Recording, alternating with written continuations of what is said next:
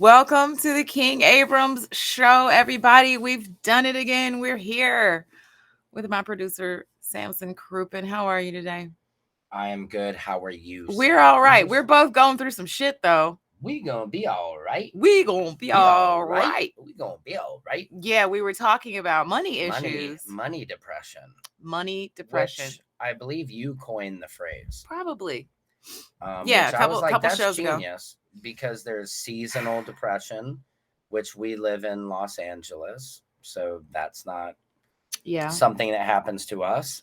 You know, it's sunny all the time, so we can't blame our depression on the weather. No. There's depression, where people just have a chemical imbalance. Yeah, whether you can't do anything about that. But. And then there's the thing that is an instant depression for me and for you. We've both agreed people. For a lot of people, when your money ain't right. When your bag ain't right, your swag ain't right either. No. Yeah, we were talking about it. You can get depressed thinking about, okay, I got to pay this bill.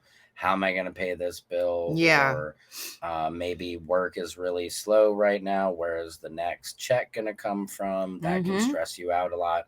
But then, like we said, the minute that money hits your account, you're happy. I'm up. I'm good. Yay, life is good. Because we were saying, let's party. Because I'm a pretty happy person. And of course, the old cliche, money does not buy happiness. But it kind of does. It does. It buys freedom to do what you want. And that can kind of provide happiness. Now, you can still be happy without money and have a loving family. And we're still happy. We don't have everything, but we have each other. I wonder what it was like back in the olden days before. Before toilets, like when they invented the wheel, way back when money wasn't quite there. It was more like weather depression and are there enough animals out there to hunt and kill? What do you think they got depressed about? Like I haven't been able to hunt a wild boar in a while. Right.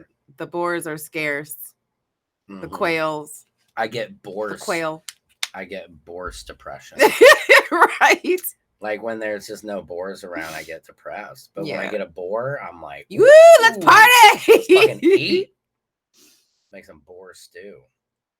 As you know, I own a business. And it's a cleaning business. Clean and done, right? Right, clean and done. And we do a lot of different services. We do cleaning, which is kind of how I started, out of necessity when I got divorced and was broke and poor and was like, Well, any artist we've talked about should have a side hustle. A side hustle. Right. Or a really your main hustle. And then I sort of developed this organizing service because I found that some of my customers who would order cleaning really needed to be professionally organized. So there's I separated a lot of hoarders out here. Lots of hoarding happening. Yeah, all over, I'm sure, all over the world. It's a psychological issue why people do that. And the organizing is great because I charge a lot of money. It is an amazing service. People are glad to pay it. Have had zero complaints, literally 0.0 complaints on the organizing, because we go in there and we fix somebody's mess, but we fix somebody's life. Literally. Yeah. Because some people can't. I've seen people who can't even walk through their house. Yeah, they can't even walk through. And in some of those extreme hoarding cases, you can't just pick shit off the ground. No, the floor. It's a scab. You have to pull and cut that shit off. Right, because the floor. Yeah, and also they're so attached to everything. Yeah. You can't just throw it away that easily. Yeah, it's crazy. But with the cleaning, there's this weird dynamic where people feel like they just underestimate how much time they need. They see a mess, they don't know how to clean it, and they just go, oh, I think I just need 3 hours with a person to come in and fix this, when they need 2 whole fucking days. Right, exactly. Well, that's like anybody. They're like, hey, it's just, they don't want to pay.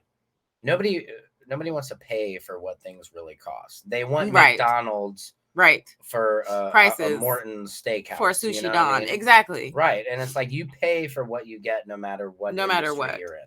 So this weird thing happens where they call and they go, well, somebody came in and deep cleaned it, but it just needs a little bit more work, and it's not that bad. And you get there and it's fucked up. Right. It's fucked up. It's the people that call and go, it's not that bad. That's the red flag. Right. Yeah, you always know. Yeah. And I've noticed too, you never notice how dirty your house is until you have guests over.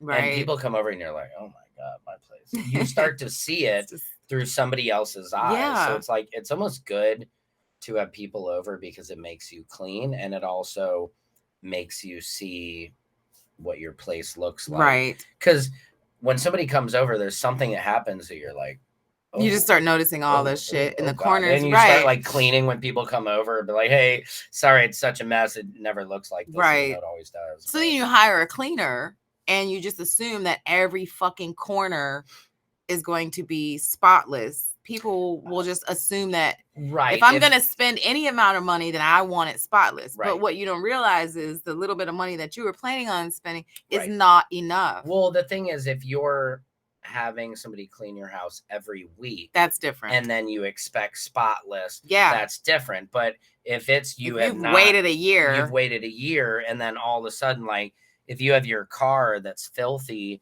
and you bring it in to get it detailed, and you're kind of like, hey, this isn't as clean as it could be. Well, you've let a year of shit build up.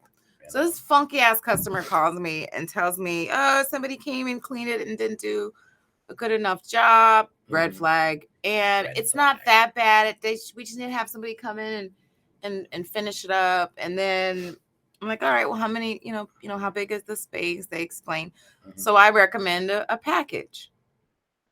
And the cleaners get there, and of course, their eyes are wide, like, this place is filthy. Yeah, we're gonna need more time. I mean, there were cobwebs. They try to tell you how much time it's gonna take. Like when I'm editing something, they're like, it shouldn't take you more than an hour. Right. And you're like, that's a red flag.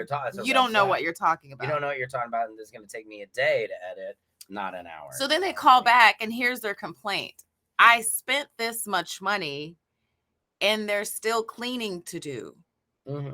So I want some money back. But do the math. Right. The math isn't mathing. No. If my cleaners went in there for 8 hours and it's still dirty, it means your place was dirty. It means you should have paid me more money for more time to get it done. Yeah, unfortunately, with credit card servicing, merchant services, when you order a like if I had sold them some goods, then all I have to prove is that I gave them the goods. And if they dispute their credit card, then I win. But with services, they can always complain and say that it was not a good service. God, and then I end up losing almost automatically. That's crazy. So we have this $1,000 customer who got a service this week, and like money depression. Yeah, it's money depression. Because at the end of the day, the money you're usually worrying over is not that much money. It's just, it's a lot. I have to still fix it though. It's a $1,000 problem. You know what? And you know what has happened? I literally have not been masturbating like I normally do for like 3 days, worrying about this shit. That's the real problem. It affects you. It affects your sex life. Yeah, I mean, I guess so. I mean, I'm guessing when you got, I don't know if I won't say that money has affected your sex life, my wife and our sex life. No, because it's not like, oh my God, honey, we're getting foreclosed on. We have to get, of course I'm not fucking, you know what I mean? Where it's more, sometimes just gives us more time. Right, when you're depressed, what I mean? Instead of you working, fuck a little more now. Yeah, exactly. Well, you got a little more spare time. Or either way, it affects it somehow. No. But it does. It affects. I think it affects just me personally when I'm not making money, or if I'm not in a job at the moment. I have to stop myself from beating myself up. Like, not literally, not not wanking. Beating it up. Yeah, I've stopped myself from masturbating. No, it's like you have to stop yourself from finding everything that's wrong with you. Yeah, because that doesn't help you to get out of your current situation. And I always compare not working to not getting any girls, or not. When you're hot, you're hot, and when you're not, you're not. And it's the same with work. When you are getting work, it's like all these job offers come at once Mm-hmm. instead of if it could be spread out, that would be amazing. But yeah, it's hard to keep yourself positive in those moments and believe. You're just constantly trying to figure out and solve the problem. And it can drive you crazy. It's a lot of mental stress because you always make it work in the end. You know, if you kind of pull out it always and works look at out. your life, it always works out for the most part. You know what I mean? Like if you're not one of those people who's just made awful life decisions and you're in a meth head on the corner, right. You know what I mean? Usually you can figure it out. You can figure it out. Right. But it gets to the point where like, I don't want to just figure it out anymore. Yeah, I want to get to a point where I don't have to worry about $1,000 problem. Like all of us. Right. You know what I mean? Where, like somebody I want to have $20,000 problems. Yeah, there you go. Like I could loan somebody $1,000 and oh well. Right. You know, or not even know that here, I can see you can use this. Here's $1,000. Right. And that doesn't mean anything. Or all my bills are always paid. We don't have to say, hey, maybe we shouldn't go out tonight, save some money. Yeah, right. You know, we do that a lot lately where, I mean, we still like go out. My wife and I, we had date night last night at Jackass. We went and saw Jackass, the movie. Oh. Which there's a lot of dick in that movie. What do you mean? Like even visually? my wife, even my wife Holy was shit. like, she's like, you know, there's a lot of dick when I'm saying there's too much dick in there. When your wife says there's too much. That's what Liz said. She has a high dick tolerance. She's got a high dick tolerance. You know what I mean? It's just like they can be all around and she's cool, but Jackass was just too much. But we went on like a little date night, which was nice last night because it's so important to get out on your own and just do your own thing. Right. No, it's important for you guys to bond and have fun together. That's one thing. I didn't have fun much with my ex-husband. We were married for 8 years. And that was the problem. We just didn't, we looked at each other and saw work instead of fun. Yeah. And I think that's the hard part. I mean, I think the one thing I realized with my wife and I, what has kind of kept us together is we're always pretty much up for whatever. Yeah, and not. She's a very sort of free-spirited, Liz. Fun. Liz is. While she's very serious and can be uptight, like she's very free-spirited. I mean, I can say anything in front of her without her getting offended. Really. Or, of course, it's not like perfect, but you realize you have to kind of find somebody that you can't offend. So let's look. Okay, so let's think back on when you guys had your most devastating financial phase. Mm-hmm. How was your sex life then? I don't know. It probably wasn't that great because our kids were younger, and that definitely. Even now, we have this dog, and we'll be trying to have sex, and the dog starts clawing. That's the worst. Like it's like they know, dude. Ugh. It's so annoying. And if it wasn't the kids knocking on the door, which they use now, the kids are at the age where they don't bug you. Yeah. But now it's a dog, so a lot of the things I find being a married couple is it's distractions. There's that affects your sex life more than anything. You're always that's what affects a sex life more than the money, more than anything. It's the time. It's and obviously you have to make the time, but it's like, man, you got basketball practices, you got to drop some. You're like, okay, we got 20 minutes here. You think you can do this? I know I can.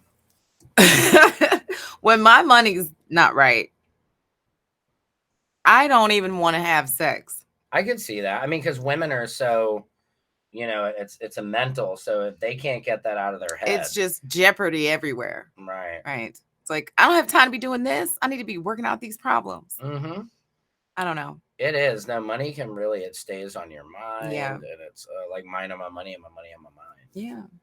Well, we're resourceful. We are resourceful. Yes, we are. And, I've got that hustle gene in me. So you have to. If you're going to live in LA and survive in LA, I don't know how I don't know how the fuck I've been doing it, to be honest with you. Yeah.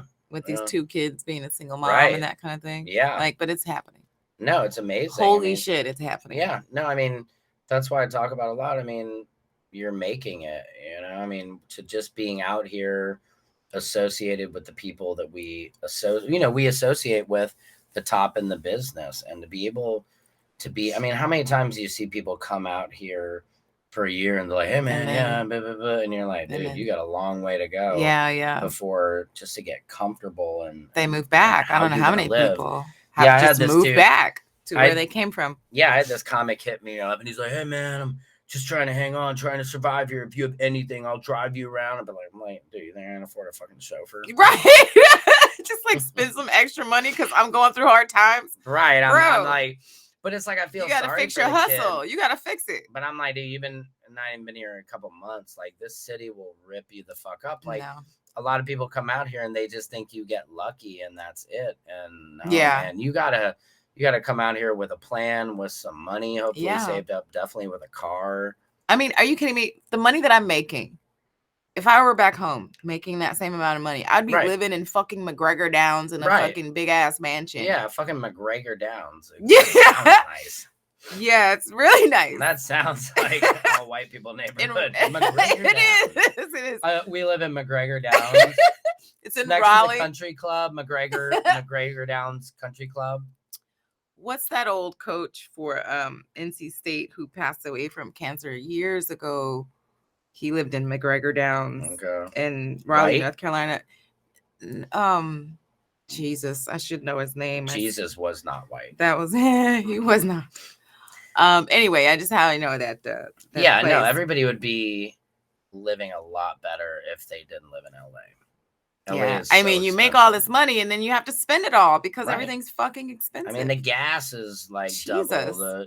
I mean, literally, yeah, the gas double. In your car is double. Yeah, the gas that you power, your ovens and all that shit is double. It's all expensive. Everything. My water and power bills are like $700 every 2 months. And it's like, yeah, that's about what I'm paying too. That's crazy. Insane. It is. So yeah, you have to make so much money out here just to live. It's like I have to masturbate in the dark, right? To try to save on my DWP bill. No shit, man, you got to save on batteries, right? So you can pay that DWP bill. Yeah. So yeah, we just happen to be talking about money right before the podcast because I have 2 dumbass customers in the queue right now. Yeah, I have people like that all the time that want to nickel and dime you for your work. Jesus Christ. Like, really? You had a hot fucked up mess, you knew it. Yeah. Anyway. No, LA, I feel like is home to getting like these nickel and dime job offers. I feel like, hey, I'll give you credit, or hey man, this is gonna be huge and I'll hire you as an editor if this gets picked up. If it gets picked up, we'll pay you. I know. If this gets picked up, we'll pay you and feed you and give you a copy of the tape. Right. And you're like, thanks. And just people constantly try to use you in LA. It's true. LA is such a culture of using, and people are not even good about using you. You know what I mean? There's such, the city is full of such opportunists and narcissists who are so unaware of how they, like, even how they come off to take advantage of you. And yeah, I mean, I think there's a lot of money in this city, and there's a lot of money to be made, and it is a hustler's paradise because you can hustle and do just about anything here for money, but there's a lot of shady ass characters, right? A lot of people trying to take advantage and navigating through all that muck is where you have to have your hustle on point. You just do. And it's even hard. I've had this where just being able to read somebody, thinking you know somebody, right, and you actually, not knowing them until it's too late. Yeah. I hate that. That's what I can't stand later, like late in my life, that I'm still running into people that managed to take advantage of me, even when here's my philosophy on that, because if there's anybody that knows that people will disappoint you, it's certainly me and other people like me who had bad parenting, lack of parenting. My mother and my father both disappointed me, and so you have to have this sort of And that's level of tolerance and forgiveness. And my philosophy is that you got to give somebody at least one chance to fuck up. Yeah. You just don't know. I mean, what are we, psychic? And so you give them a chance, and if they fuck up, and then you just move on, make a new plan. I think it's hard. It's hard to move on. I mean, I find that I've had family issues in the past where they always tell you cut out the toxic things in your life, or set boundaries. Yeah. Which I've realized as I get older, it is important to set boundaries. Yeah. I've realized about myself is I'm a goalpost that people just keep moving back, where other people are stuck in the cement and you can't move them. But because I'm somebody who can be moved around because I'm flexible, I've found that I end up being the one who's like, well, come on, Sam. Well, we know we can move Sam, so let's try and get Sam. Well, we know you're flexible. Get Sam your to legs apologize, and then we can end this. Yeah. Behind your head, remember? And I think you have to draw boundaries, but I've really realized when you cut people out of your life or you don't talk to people, family and whatnot, that it really beats you up most than anybody else. Like not talking to your family or not talking to somebody that you care about, even though I do it, I've done it. It doesn't make you feel good. You carry that with you every single day. So the hard part I try and figure out is how do you get around that? So somebody who's maybe betrayed you or somebody I think disappointed you, at what point do you just say fuck them? Yeah. And I mean, when you're talking very about soon family, for me, like very friends soon is, or, a friendship that went bad is easy for me to cut that person off. And that's probably because you had a loving mother. Yeah. And what happens with people that really do have family that has supported them and has sort of, even, throughout your childhood has shown that humans are actually dope sometimes. Right. But there are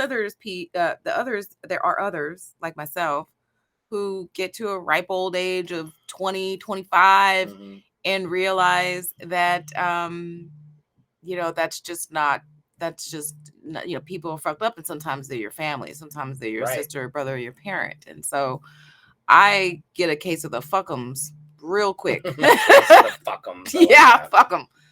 I got, especially now with my kid, I got kids to take care of. They are the only people on this planet that I really are going to give my complete all for. And it's hard because I've found that when you spend time on something like that, it does take away from your life. And it's almost, do you cut somebody out so then you don't have to think about that? So you're able to compartmentalize it away, because sometimes when it gets brought to the forefront, I've had times where it can just shut me down, where I'm like, I will get so angry at something where you are just like, that cyclical thinking that you can't break out of it. Yeah. And that can become debilitating in a way. And you realize, kind of back to what I was saying, is when it's holding back and not, talking to the person that you need to. Yeah. It really creates more pain than what you think. But it's sometimes, but if you cut it off completely and forget about it, there's levels. Then you can move on. There's levels to the shit, because sometimes me getting the case of the fuckums just means I'm going to take them off this shelf and put them on a different shelf a little further away. Right. They're going to I'm going to just keep you here now. Right. Yeah. Until I'm ready to deal with you. I ain't going to loan you no money. I ain't going to give you no money. I might not answer your phone calls. Right. But, we can communicate and be cordial if I run into you, or, you have to just sort of figure out how close you want them in your space. Yeah. And you have to find a place that is going to be comfortable for you, not for them. No, I realized, I was talking to my wife, even when you have, say, somebody who's going through a divorce or something, that you're brought into somebody else's issues. I realized, like, wow, 1,000 miles away, we're being brought into somebody else's issues. And sometimes you realize, like, you really got to compartmentalize with family of like, hey, this is great, but I don't need to share this part of our life because it's not good for you. Right. And it's not good for me. Yeah. You know, I've realized I'm getting involved in your divorce through this person, through this, you know what I mean? Yeah. Like, yeah. When it's like they should be handling their shit on their own, or people who have problems, you get brought into something because somebody else has a problem with them. I have this thing where I say to somebody point blank, and I've learned that, you know, to not sort of be shy about, and just really just hold true to my honesty, which is I don't want to hear it. Right. Hey, listen, I care about what you care about, but I don't want this to be my problem. Right. And I don't have the capacity. I don't I'm have the dealing with my own capacity. shit. I Right. can't. And that's all you need to say. And people just kind of look at you and they're taken, and then they deal with it. Yeah. It's and like then somebody, they react how they react. It's like somebody who's just broken up with someone. And have you ever had somebody like that and they like come over to your house and like, I can't believe Dwayne and I used to go here. Dwayne, and it's like, oh my God. You know, you it's fucking talk about this motherfucker. Like, just, you know, you I have can't to do handle this. I don't know some what shit to on do. your own. Get a therapist, or, Yeah. you know, Yeah, maybe you should talk to a counselor, because I don't know what to do. You know, my mama didn't hug me much, and so I'm not the shoulder to cry. I don't have tears on my shoulder. Right, that shit stink. Yeah, I ain't the one. Not And the then one. and then they go, huh? Oh. And then they don't bother you with shit anymore. My phone is blowing up. I hope it's not making sounds. No, I think it's actually okay. We're still good. Anyways. And so we were going to talk about, you were saying about open relationships, which I don't know many open relationship marriages. I know a few. You know a few. Yeah. I guess maybe I've heard of some, but yeah, there's a podcast I listen to sometimes called Room 77, where where people go to married couple. In Room 77. Where they go? No, it's called Room 77. There's two, I don't remember their names, but there's this married couple, and they talk about being in an open relationship. Are they good looking? Because I always yeah, they're pretty good looking. Okay, because you know, in that like Real Sex on HBO, like it's never people you want to see having sex. Yeah. You're like, right. I'm good. I remember one time I was with this guy. It's like biker chicks. We were trying, or just really fat people. Really fat dudes are like. That's all we saw. So there was this guy when I got out of my marriage. By the way, when I was, just give you a little background, I barely had sex during my marriage. And I'm very highly sexual, you know, that is, so it was a problem. Anyway, so I get out of this marriage, I get divorced. And my girlfriend says to me, you know what, you just need to get you a young man. Just get you somebody about 25, and girl, just have you some fun. Yeah, have some fun. Sit on some young dick. Yeah. So on paper, it seemed like a really good idea. But as it turned out, I approached this guy, and we had about a maybe 3-month relationship. And I was just completely heartbroken over what I was going through, and figuring out my hustle now that I was, this single mom. And so we were trying to have this open relationship. And mind you, I was 38 and he was 25. So that's a little easier when he's, younger. So it was easier for me to sort of control the situation. But it turned out he was a jealous guy. He really wasn't willing. Aren't most guys jealous? I think so. Yeah. I don't know many guys that aren't jealous. A little bit, or at least if you're going to enter into an open relationship as a man, then you just need to deal with your jealousy and not talk about it. I guess so. We don't talk about jealousy. You can't do that. No. So I mean, how does it? That's the problem with an open relationship. Is, I know we've talked about this. Some men, if their wife is into women, the man gets very jealous of that and shuts it down. Or, of course, if the wife is into the guy, that they have some kind of, threesome, and like we said, the thought is this going to happen behind my back? Yeah, I think you just have to be honest about what you really want, and not go into these initial conversations, because with an open relationship, you need to have a lot of communication on the front end. Right. Exactly. And so in those front end conversations, you can't be dishonest. That would just be detrimental. Right, you're going to set yourself up for failure. Right. Exactly. And so I think that's what happened. I was totally okay with whatever was going to happen. This guy was more of a jealous type. I think when he stopped seeing me, he went on to some girl that looked just like me and ended up getting getting her pregnant, and they were like this whole like item. What is an open relationship exactly? Well, it just means you get to have sex with other people. That makes sense. Yeah, that's all. I know. In whatever capacity and however you guys configure what it is you right, agree because to people make rules like, okay, it's an open marriage, so I can go out and have sex with somebody else, or no, it's we always have to be in the same room. It's right. It's only threesomes, or it's no, if you're on vacation and you fuck some dude, that's cool because we're having an open relationship. And see, that's where you really have to get honest with what your thresholds are and be communicative again on those front end conversations. So there was this guy, it was a 3-month relationship after I got divorced, 25-year-old guy. And so we initially thought it would be fun.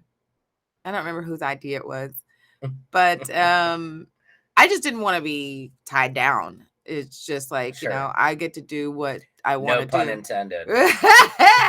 Well, and so we decided that we would visit these like swinger clubs and be in these sort of swinger. Now, swinger club, like you go to a club? Well, there's different clubs and there's like houses and places where you can go, and there's different types where, I honestly might get a little freaked out by that. Well, you could just go and watch. You don't have to participate. Yeah, it just depends on what you want to do. I like being the creepy guy in the corner watching. Well, everybody in there is creepy. True. You're all in there I think together. that's why I'm not so comfortable in that, because I don't like to ever feel creepy. Well, it was creepy. You know what I mean? Like that I'm a creepy or in a creep. It's just like, it doesn't really turn me on. You know what I mean? Like,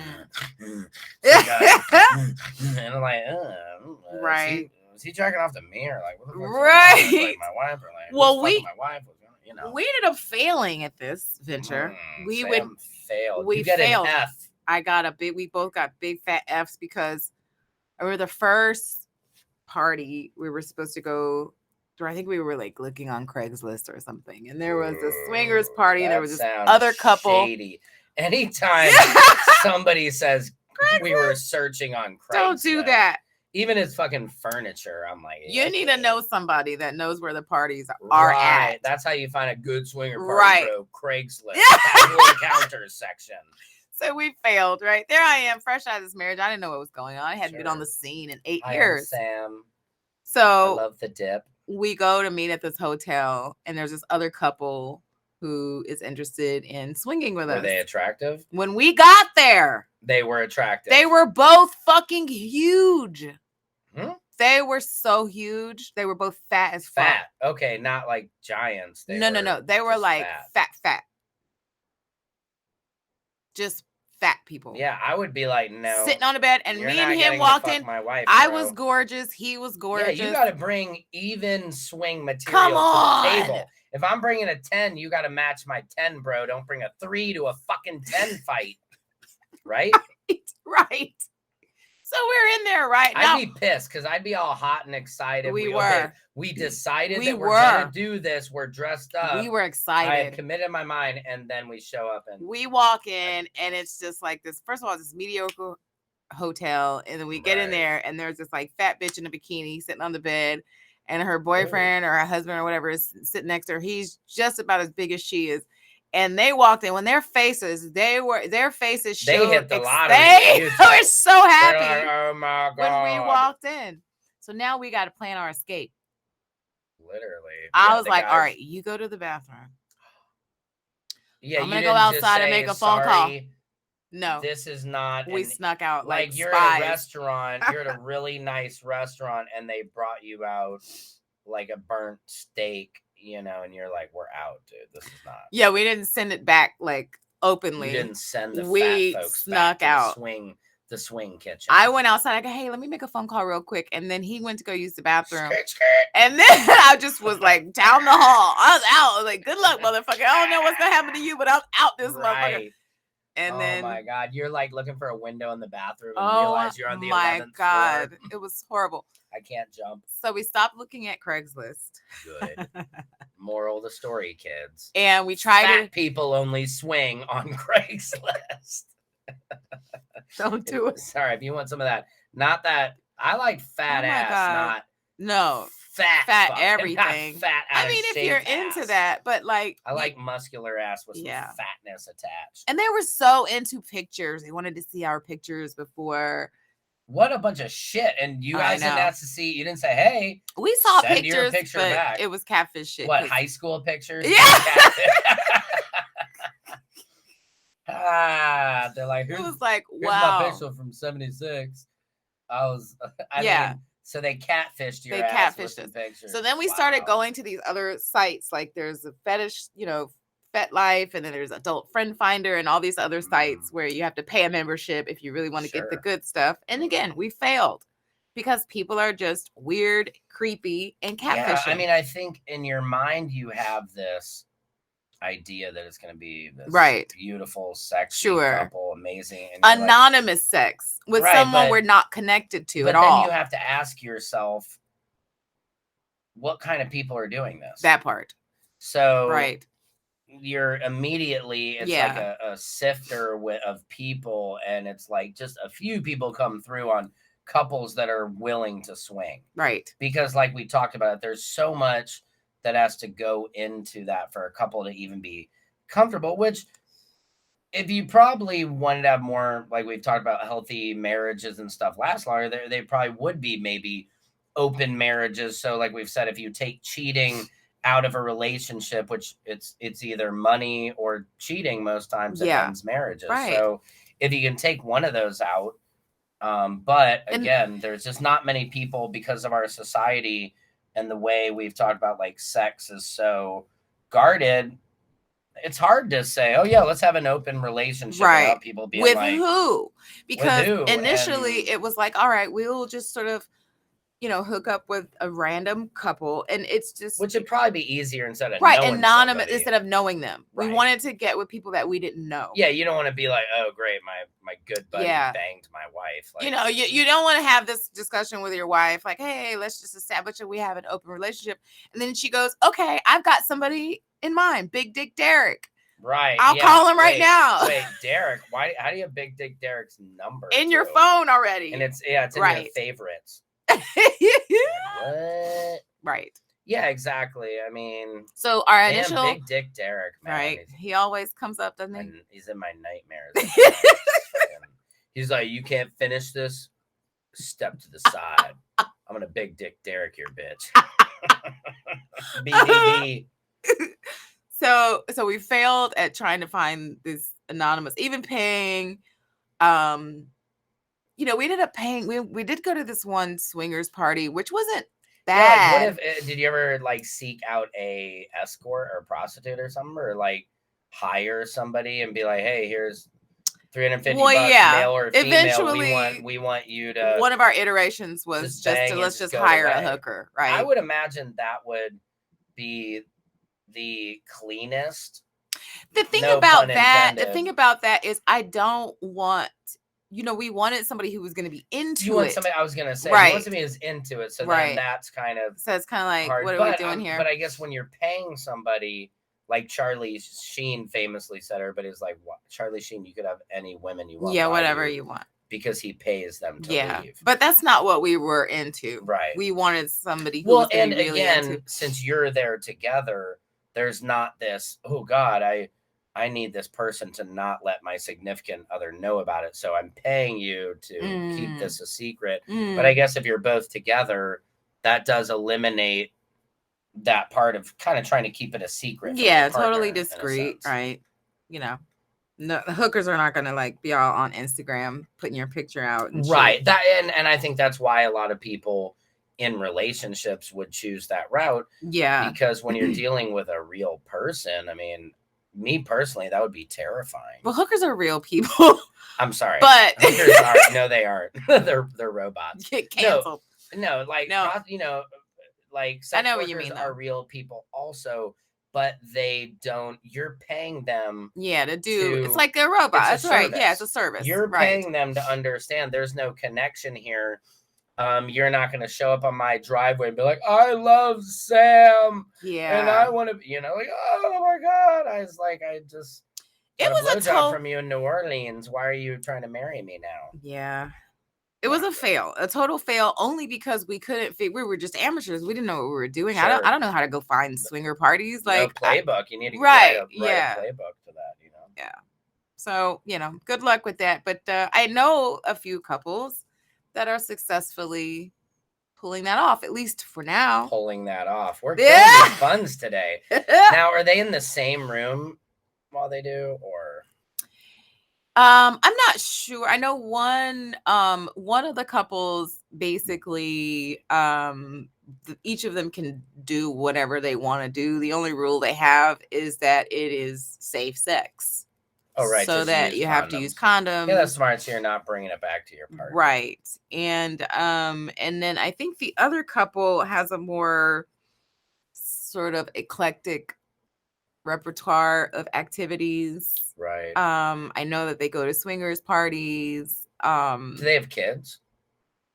Yes. Both of the couples. Interesting. I just wonder if those people are happier on average. You know, I mean, who knows? Getting to live I think a lot of people are sexually, you know, they're holding back, or they're with their husband or wife that doesn't do anything for them anymore, and that is the cage of marriage that they're stuck in, and their commitment, and that. So you just say, hey, well, you know, sex is just not something that excites me anymore because it's not part of my life. That's not with you. Yeah. No, not with you. And like men that cheat on a regular basis. I mean, imagine living that life where you've got to lie and hide your actuality. Exactly. I think that on a regular basis. Right. And imagine how that makes you feel just day to day. Or women that cheat and do that. Holding that guilt, or women, men. And it's a lot of baggage we carry around for just sex, really. And I think the whole confusion about, you know, whether you're going to be in an open relationship or a completely monogamous relationship is that human sexuality kind of doesn't have labels like that. Right. Do you know, everyone is an individual. We're all into different things.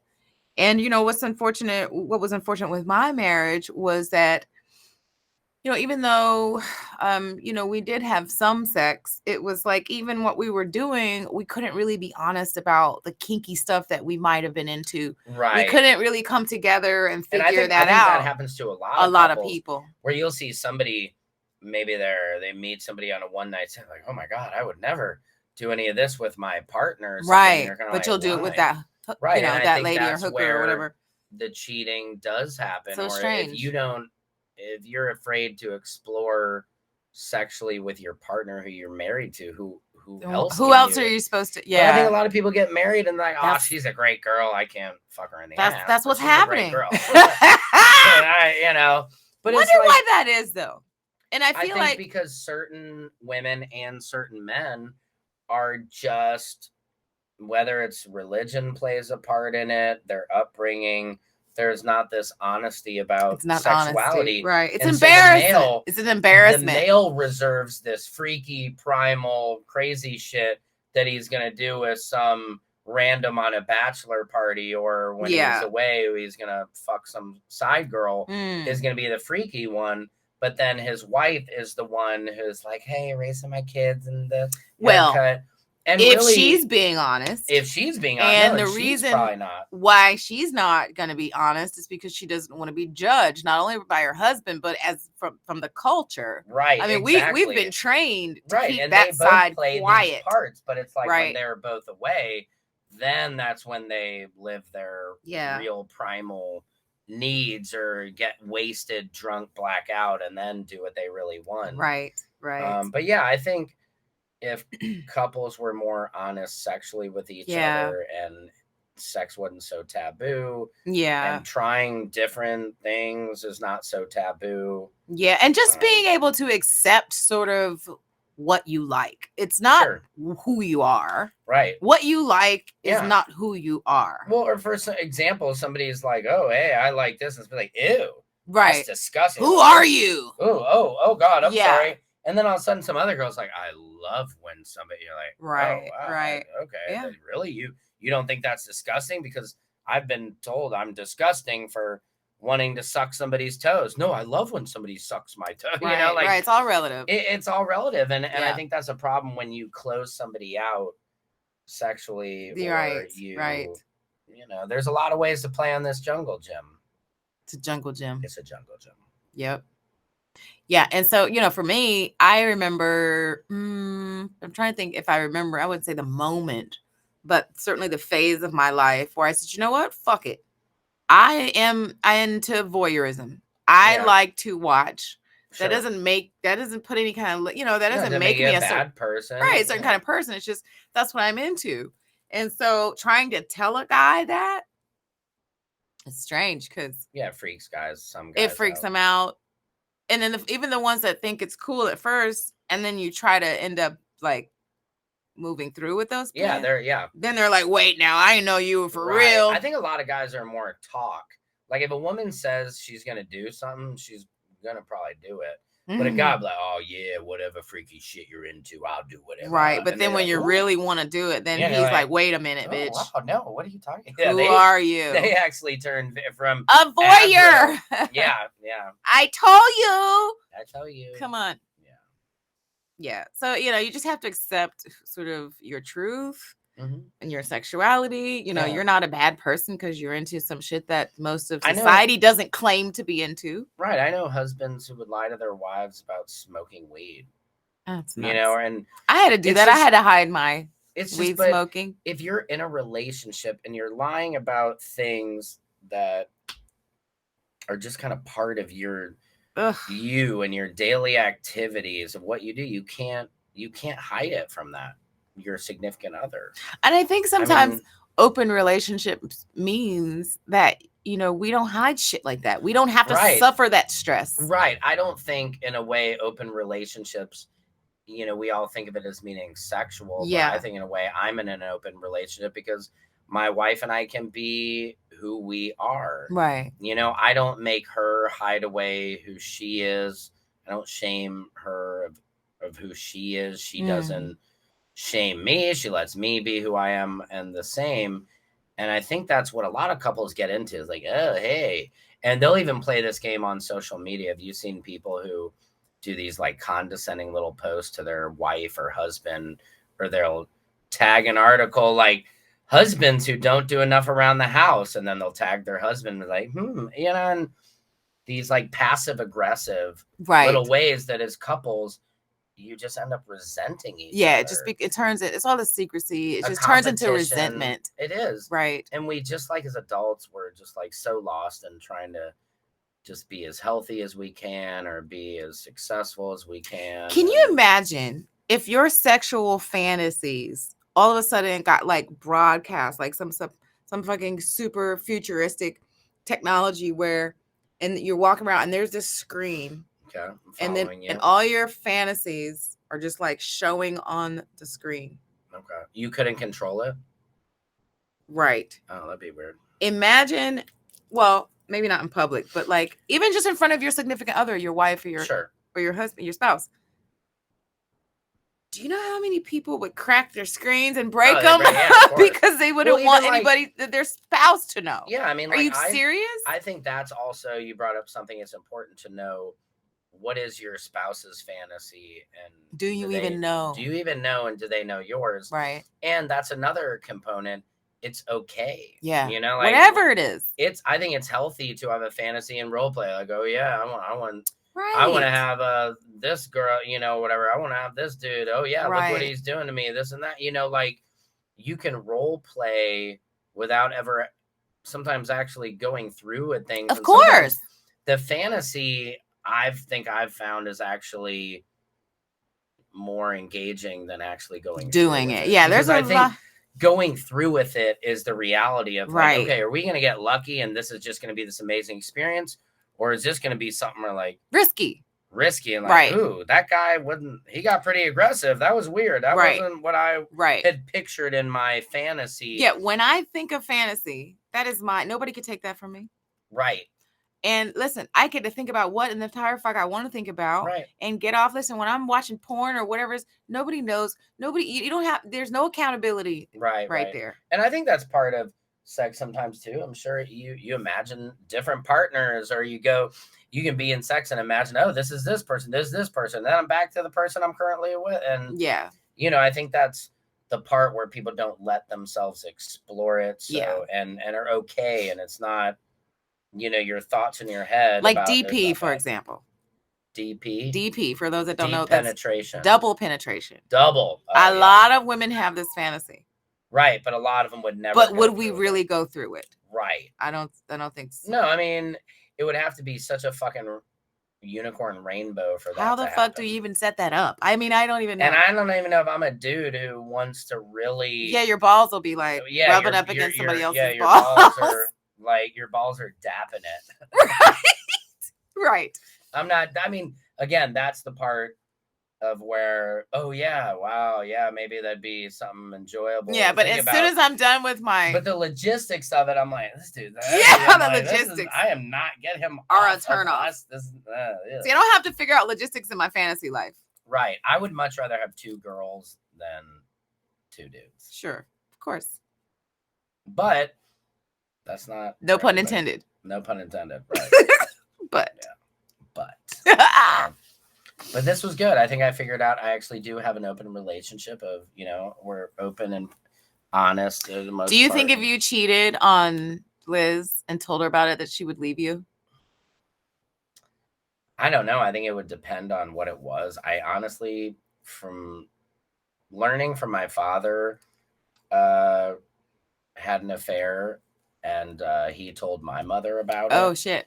And it broke up our whole family. They got divorced and everything. I see. And I kind of see from it, I'm always like, why did you do it? Why did he have the affair? No. Well, why did they break the marriage up because of it? First, obviously, why did you have an affair? Like, you fucking idiot. Like, why? Well, we know why men have affairs. Know, and not even that, but it was like a relationship. You know what I mean? Like, dude, come on. Like, why? Like, get a hooker. That would have been so much easier for all of us to process. Right. And probably my mom would have been like, whatever, it was just sex. Yeah. Right. But my long-winded point is that if he had never told us, he could have taken it to the grave. Yeah. And so I'm not saying no, the affair wasn't right, but I'm like, why didn't you just keep it to yourself? And my mom would have never had to known about it. And then would have never gone through the pain. In a way, and a lot of there's always this want and need for us. Well, yeah, what if you told them you had an affair or you cheated, and would they divorce you? Instead of, I almost feel like, you know what? If you made a mistake and you did something, just like kind of keep it to yourself. Because then at least for me personally, I have to now process it. Now you got to deal with it. I have to now make a decision and feel a certain way that, oh my God, she fucking did this, or oh my God, and I know the guy. Oh my God, is this fucking something that's gonna keep happening? Is this how long is this going? Like, I would just much rather not know about it. Because again, it's primal sex.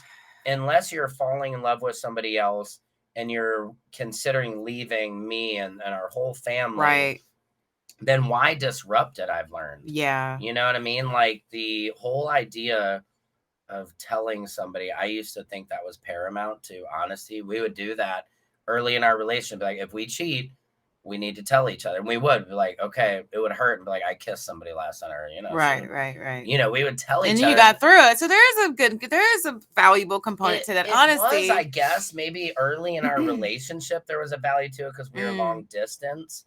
But it was so painful to be long distance and then have somebody like, hey, I got drunk and I kissed some dude. And you're like, what?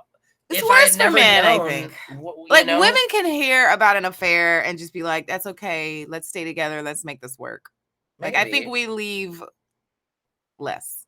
Oh, sure. Of course. I mean, because traditionally men always But a man. cheat, and a woman will stick around a long time with a lot of cheating. Yep. It has to be in her fucking face, just like right in her face. Because I think a lot of them know it. It's like, these men out here, there's men out here that just cheat. Yeah, they're not dumb. They know. A lot of these women, look, you're not dumb. You can feel and sense in a relationship with somebody is not there with you. Are you kidding me? Women will tally up the amount of semen you're putting out. Oh, right. Yeah. Are you kidding me? There's signs and Oh, guys' wow. energy. Like we study. Owen Smith Wow. has this one joke where it's like, Sure. we study your man's behavior. Yeah. Energy. Normally he walks in the door and turns to the Oh. left, but today he turned to the right. Right. Right. Something's going on. Something's up. Yeah. No, so I mean it is. women I mean, know. I think you we can know. tell when somebody is lying to you, or but it just. But men have a harder time dealing with. Right. Yeah, I would imagine infidelity from their yeah, wives. I just think it's I think women it's a little more expected. We expect but it. A woman, right? A man would be very shocked to hear about his wife having an affair. Right. That would be like, whoa. Yep. And I don't know. It's a very hard, tough topic. I mean, it just depends on the individual.